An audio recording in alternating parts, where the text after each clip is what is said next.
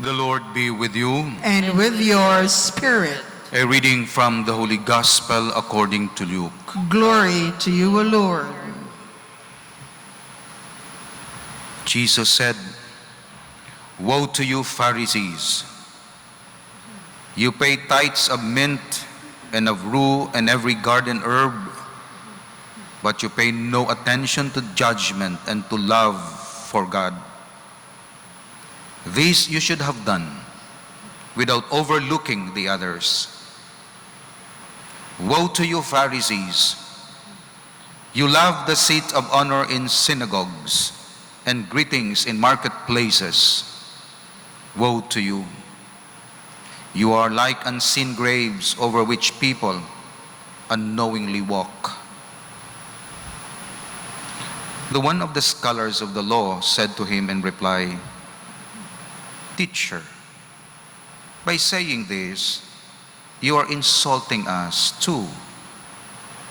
And he said, "Woe also to you, scholars of the law! You impose on people burdens hard to carry, but you yourselves do not lift one finger to touch them." The Gospel of the Lord. Praise to you, Lord Jesus Christ. We continue to go deeply into the teachings of the Church based on the structure of catechism,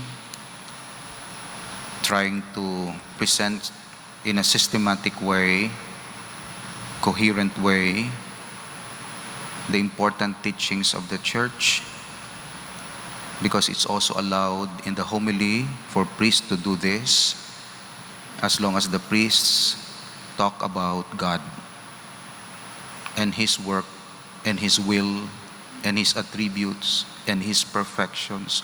God, God, God. And if ever the priest talks about man, his problem, his difficulties, is always related to God on this pulpit. It's not allowed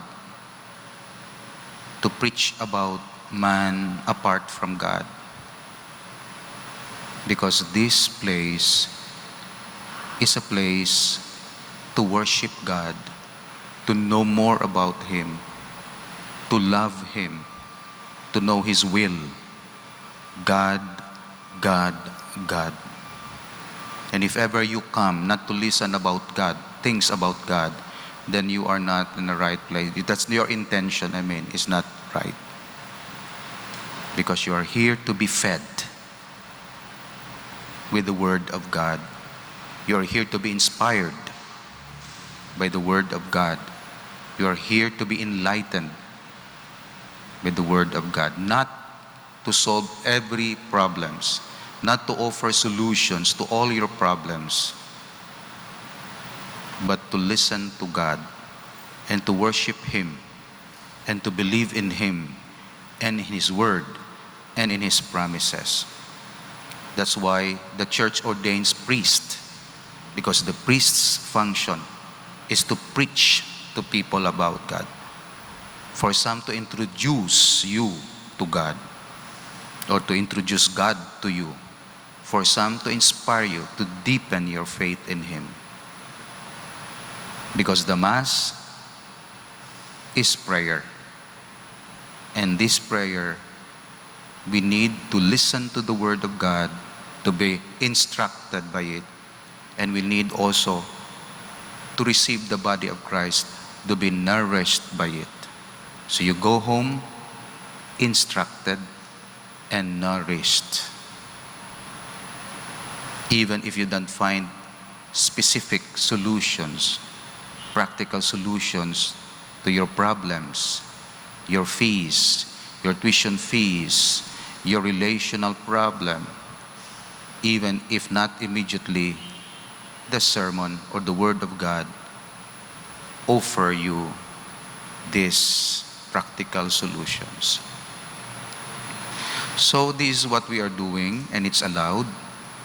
In fact, the priest can also deliver a homily on the prayers, official prayers, or from the Word of God, or from the Bible, or even from the theme of the day, like solemnities and feasts.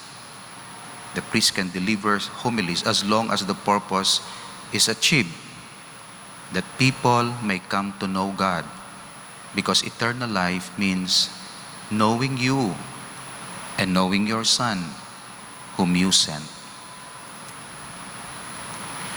That's why nagatinguha gid kita, kay wala sang kaluwasan without the knowledge of God. Kag para nga may kaluwasan sa tanan, gintukod ni Kristo ang simbahan para magwali, magtudlo sa mga tao. Go therefore to all nations. Before He ascended, Matthew 28. Go therefore to all nations, baptizing them in the name of the Father, the Son, and the Holy Spirit, and teach them. Tudluis sila sa tanan nga ginhimo ko. And then, paano naman matudlo, hindi naman makuha tanan? I will give you the Holy Spirit, because the Holy Spirit will teach you everything. Ang bahal ni Jesus, promise siya. You will be able to understand, not immediately, everything, but not immediately, gradually. The Holy Spirit will teach you to understand, will help you understand. The Holy Spirit will teach you everything I said. The Holy Spirit will not add to the teachings of Jesus. The Holy Spirit will only explain what Jesus had said. So wala sang konflikto. That's why kung may inspirations from the Holy Spirit, officially declared by the church as authentic, or individual inspirations, and it comes from the Holy Spirit, it will never contradict sa ginhambal sa aton Ginoong Jesucristo. Because His promise that the third person, the Holy Spirit, will not go against His word. Because the Holy Spirit will only use His word to form man, to educate man, to restore humanity, to sanctify humanity. The Holy Spirit will use the word of Jesus to sanctify humanity, to make humanity holy, to understand, to know God, because it is in the knowledge of God that we attain eternal life. So, consistent. That's why, kung may mabatian ikaw sa imong huna-huna nga kontra o kung sobra, kontra o kung sobra sa ginhambal ni Jesus, I dare to say, hindi na halin sa Holy Spirit.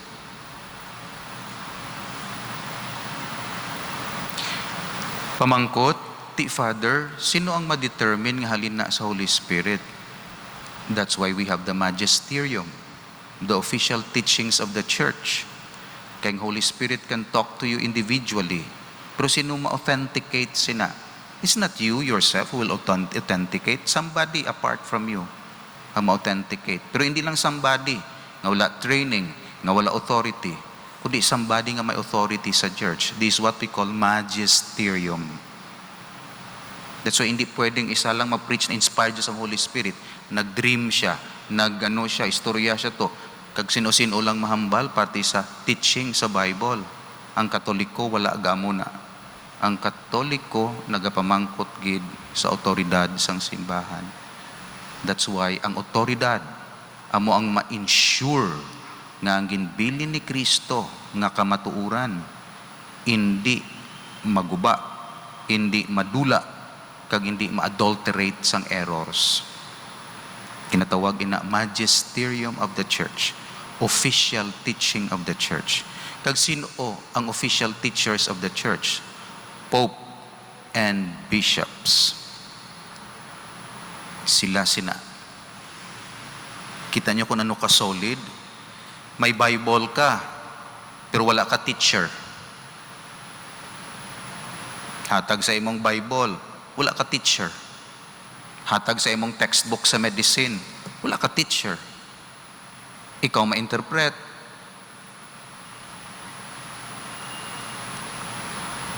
Amuhon ta na sa Katoliko, panagtagan ka mo Bible, tapos mansigbasa ka mo, tagaan ka mo sa engineering, hindi ka mo mga engineer o kamo basa sa intindihan nyo na, sino ma-interpret sila. That's why kinanglan may teacher na tawagin na magisterium. That's why ma-ensure nga ang teacher na kasi, no, amuning takto ho. Nya amuning ako ng interpretasyon, nya amuning sala na, aning sakto ho. Nga sala, basahang tanan nga books, volumes of books, thousands of years ago. Saint Thomas Aquinas, Saint Augustine, kag tanan mga popes. Hindi mo lang napagbasahon nga ikaw lang. May tradisyon, may interpretation, may lives of saints. Hindi ka mag-arrogant nga ikaw lang yan, tapos interpretahon mo. Antes na mabutang sa imo lap, kag sa imo table, gintunanan na ni Saint Jerome, tinunanan na ni Saint Augustine, Pope Benedict XVI, nag-ano na. So, to be arrogant, nga ikaw lang yan mabasa, tapos ma-interpret ka, and then ang imo interpretation is absolute, kung mahambal kang eksakto na. Sa Katoliko, bawal na. That's why hindi pwede nga mahimo ka interpretasyon mo to magkontradikto karon kay Pope Benedict XVI. O kasi nga Pope. We need teachers in the church. Kagang teachers naton, Pope and bishops.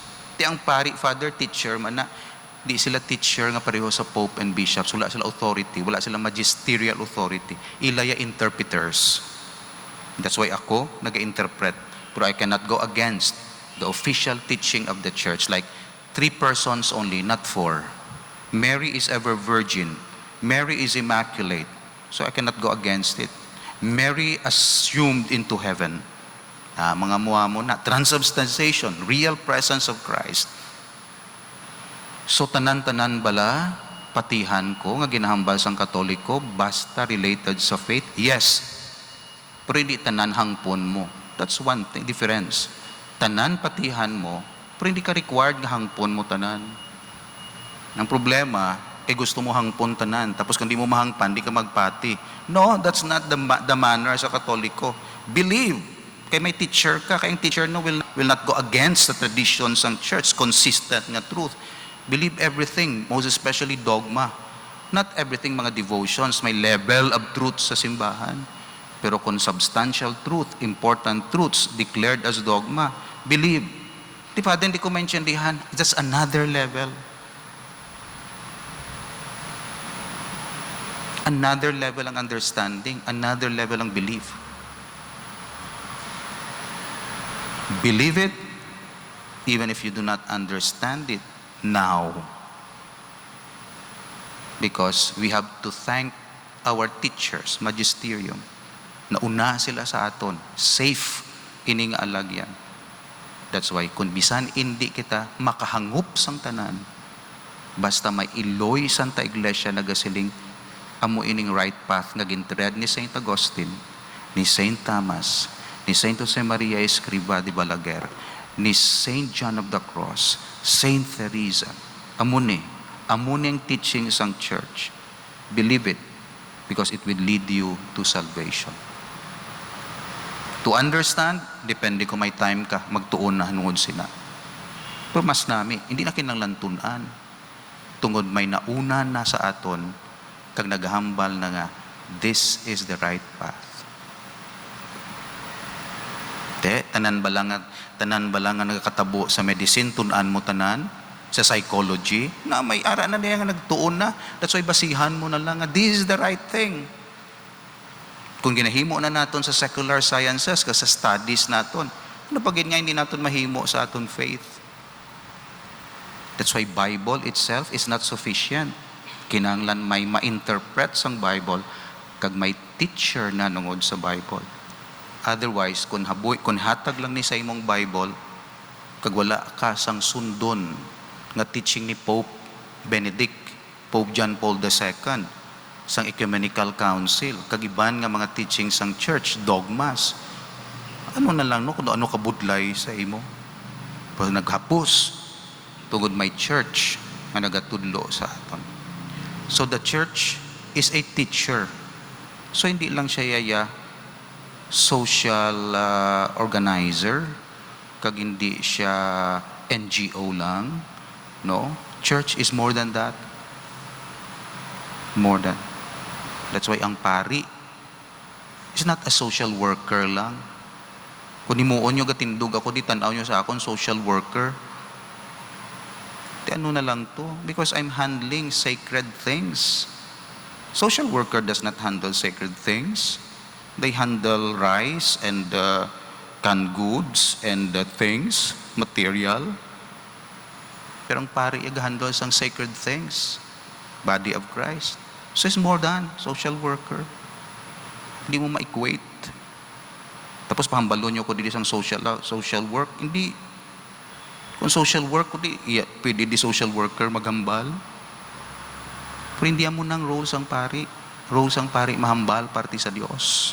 Pati sa doktrinya. Tunan na mo na. Para nga maghapos sa inyo. Kag ma-inspire ka mo. So that is for today sa aton reflection. We need the church, mother, teacher. We pray for our bishops and pope. Eksakto ang ilang ginatudlo sa aton para ma-lead kita. Agon nga kung sakto ang ilang desisyon, official catechism of the church, teachings, tunan namon nga pari, basahon namon, ma-update kami. Update namon ang mga instructions dira. Kag update namon, tunan namon, mangin relevant sa kabuhi. And then apply namon, pangabuhi namon, try namon, and then i-teach namon sa inyo. Agon may kasanag kamo, kag magiyahan kamo. Aside from homilies, schools. That's why ang schools part sang Catholic evangelization, Catholic schools. Apart from schools, social media, communications. That's why ang Catholic Church may mga broadcast, may mga TV, may mga print media, may mga bookstore, may mga radio. Kay part na sa evangelization. Apart from that, catechesis o mission, missionary endeavor sa pag-preach sa gospel. So this is not only homily. May catechesis man, may libro man nga ginasulat, may TV man nga mga interviews, kag mga may mga seminars man. So, lapad-lapad, may Catholic schools, Catholic universities, ecclesiastical faculties, tunan sa mga pari, advanced study, canon law, liturgy, Bible, moral theology. Dito sa Rome, damo to. Universities, Rome, sa Europe, sa US, Catholic University of America, kagundiin na. Sige yatuon sang simbahan. Hindi lang to yung seminaron ka to sa pihak tapos padala ka dayon mag-preach. No? Tunan mo gina-prepare sang simbahan ng ilang mga preachers, teachers sa seminaryo. Universities, A1 nga mga universities. Universities sa di nag-study ang mga saints. Exalanto sila saint. Kung diin-diin dira mga Gregorian University, Angelicum, Biblicum, kundi nga mga universities. Sa Europe, nag-try ang church i-prepare ang iyang mga pari, iya preachers, eskwela, nanungod sa Bible. Kaimportante ang truth nga hindi mga individualize, hindi ma-relativize, kundi ang truth objective nga ginahatag sa mga tao. That's the strength of Catholic Church. That's why the Catholic Church remains as one. Wala siya sang division. Kaya may authority lang. Parti sa dogma, kag ano. Not everybody has the authority to declare a dogma, only the Pope. Hindi tanan-tanan makahimo sang encyclicals, only the Pope. Centralized, strong. Ti Father, lastly ti ano mo yung Father, hindi akong dogma. Doctrine. Doctrine lang ang akon. Ilaya dogma. Meaning to say, solid gina. From this dogma, interpretahon na sa mga theologians. Mga theologians, moral theologians, mga canon lawyer, pero dogma. Immaculate conception. Canonist, mga liturgist, mga galibot da sa dogma. Strong. Hindi nga disperse. That's why doctrine lang na sa palibot. Pero doctrine is always based on solid truth. Dogma. Ang dogma mo nang ginabantayan sang Pope kag Bishop ilan na ang amo niya mga pari, theologians, doctrine. That's why hindi ka go against ang doctrine sa dogma.